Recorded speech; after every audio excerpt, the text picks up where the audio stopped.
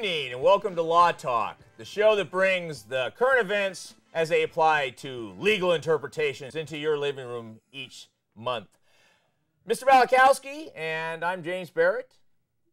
What are we here to talk about tonight, Mark? Well, first I thought we might cover the Wisconsin teachers had a little Roman holiday, a toga party. Now you remember Tycho, don't you? Yes, I do. And Dennis Kozlowski had a toga party that cost the shareholders $1 million. Well, I understand that actually that toga party was used to cost himself some legal trouble as well. Well, it was his wife's birthday, so what are you going to do? Well, I guess you're going to spend the company's money.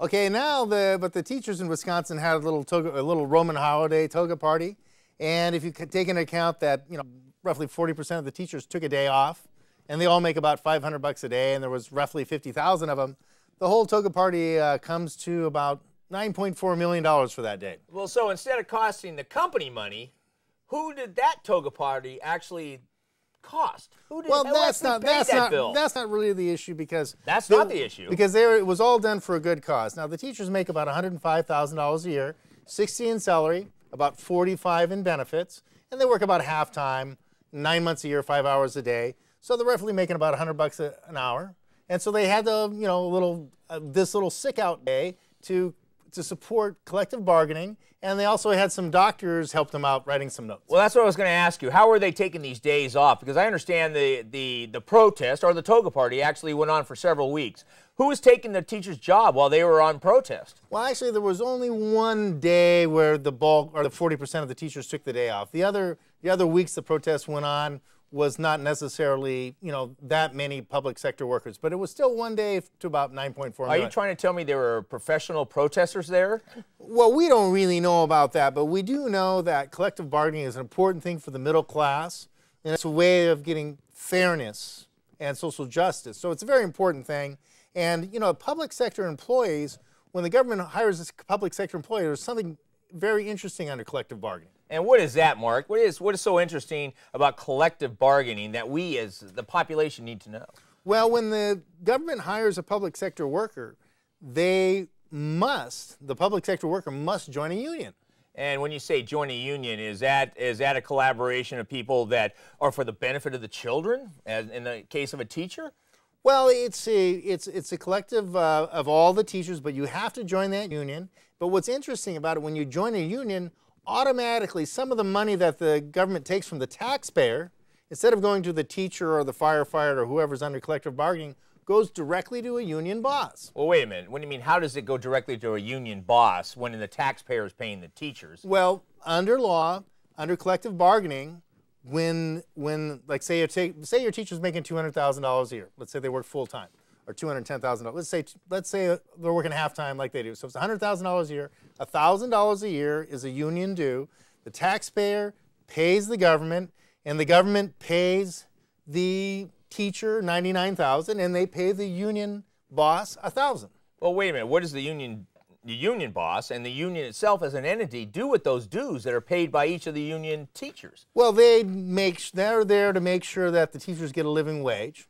And the way they do that is by helping out candidates that believe in helping teachers and are friends to labor and, expanding the government, hiring more teachers and giving teachers raises. Oh, so what you're saying is that the union boss's job then is to ensure that there's people in the political offices to ensure that there's better paid for the union workers. Well, like I said, they're trying to get a living wage for government workers. Now, what's interesting about this, do you know what the gross domestic product of the United States is each year? I know it's around 14 trillion, isn't it? Well, about 12. Oh, 12 trillion. Okay. Our debt's about 14. But oh, that's where we're exceeding. Yeah, right. The debt's 14. We make about 12. Right. So that's like if you made $100,000 a year and you're $120K in debt, which nobody would give you a loan on the face of the earth. But the government can print money, so that works out differently.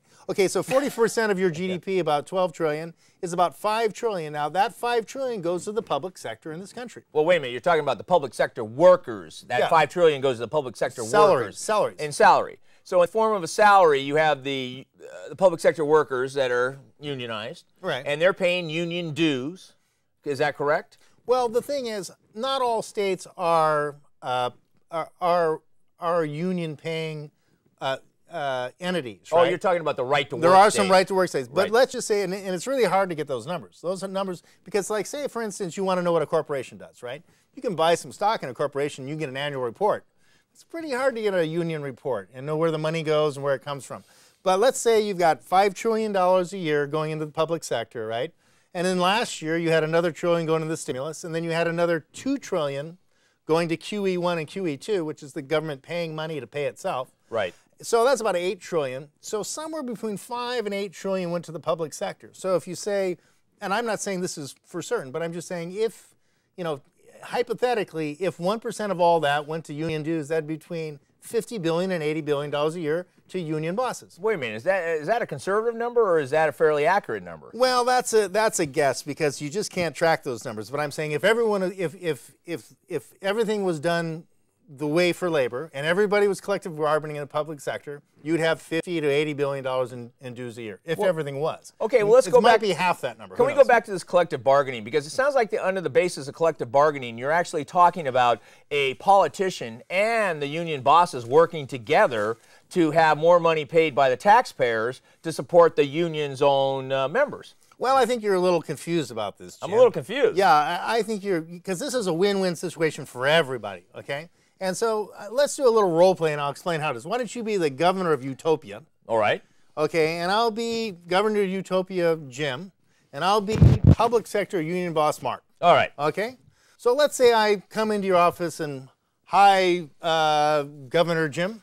Good morning, Mr. Mark. Okay, how can I help you? Have you seen Bill 1040? No, but it sounds interesting. What's it about? Well, what it is, okay, we've done some studies and we found out that paper bags and plastic bags in the grocery store have about the same environmental impact. They do? So what we decided to do, instead of like banning paper bags or banning plastic bags, here's the bill that's come up for your signature. And what it did was we're going to tax both paper and plastic bags, and we'll put that tax on the grocery store. Well, wait a minute. They've got lots of money. Yeah, but the grocery store is going to pass that on to the consumer. Oh, grocery stores have lots of money. They're capitalists. They have a lot of money. Don't worry about them. Okay, so we're going to put a 10 cents per bag tax on those guys to keep them from passing out bags. Well, wait a minute, but isn't that money passed along to the consumer of the store, just like You're just a little confused about everything. I'm still a little confused. Yeah, It doesn't sound like I'm that confused on that. But what we're going to need is we're going to need 10,000 shopping bag monitors to go around and make sure that these grocery stores are paying their 10 cents a bag tax. Are you trying to tell me those are more union workers? Well, it's in the bill. Yeah, the bill comes to about $200 million. We've got 10,000 workers making about $200,000 a year, so it is going to be $200 million in the public sector salaries. Well, it doesn't sound like that's enough of a tax. Well, but let me just say that, the union, of course, has to take our 1% union dues for that, which is about $2 million.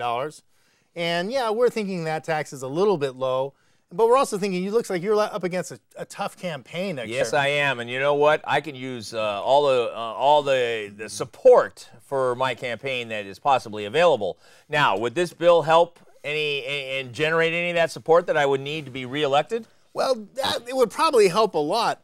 And I think also, we could probably get some demonstrators to demonstrate if your opponent was speaking and things like that. But we really need your signature on the bill.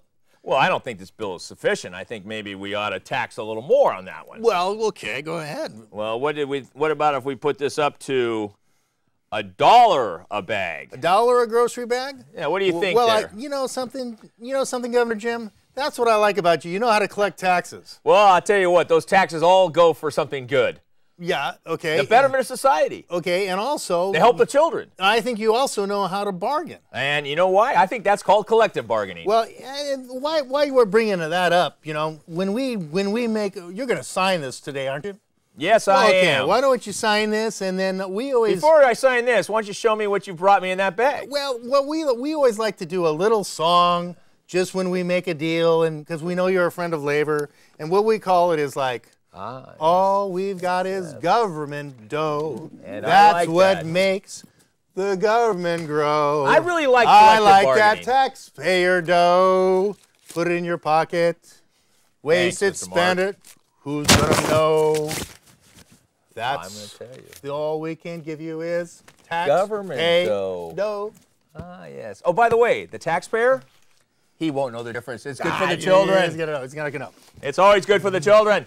So that's what we've been working on, and basically we want to make sure that those paper bags don't get out of hand. You know something? I think Bill 1040 has a great opportunity to pass in our current legislature, and I will ensure that the other members of Congress will be voting for it. Well, that's the other thing. I think next year we're going to need another 10,000 auditors. Well, you know they're going to be union members. Well, yeah, they'll be union members. And you know what that also means? For your more union dues. Well, we're just doing it for the living wage of our members. And I know for the good of the children. And for the good of the children. Well, thank you, Mark. I think that's an excellent way to pass a bill. And so what are we looking at as for our next subject tonight, Mark? Well, we're going to be talking, we do our constitutional corner, and today we're going to talk about kind of an interesting First Amendment case. Well, we know what the First Amendment is. We've covered it many times on Law Talk, and it includes the freedom of speech. And in this case, you have basically a church, and what they were doing was they were demonstrating near a soldier's funeral, and putting up just like these signs that were saying, 9/11 was a good thing, and the death to the USA, and protesting around this funeral, and it really upset the soldier's family. Well, I understand those protests were specifically directed at the funeral of a hero from Afghanistan. Right. And in fact, I believe the hero's family decided that they had just a little too much on this, and they actually brought it was the Westboro Church, if I remember correctly. They actually brought a case against the Westboro Church to ensure that this wouldn't happen to another soldier's family. Is that true? Well, yeah, the Marine was Matthew Sider, and he sued the Westboro Baptist Church for picketing. Okay, well, the family sued. Of course, he couldn't sue. He was deceased. And the picket sign said things like, God hates the USA, thank God for 9/11. And the head of this church is a pastor, Fred Phelps, and his idea is that he wants to promote his agenda by doing very controversial things to get media attention. Well, I understand protesting a funeral and saying that military personnel are evil and that they deserve to die and God wants them dead for all the activities of both the administration and their own acts in war. I do understand what they're protesting, but doesn't that affect the people that are attending that funeral? Well, it is very disturbing, and so they sued and went up to the state.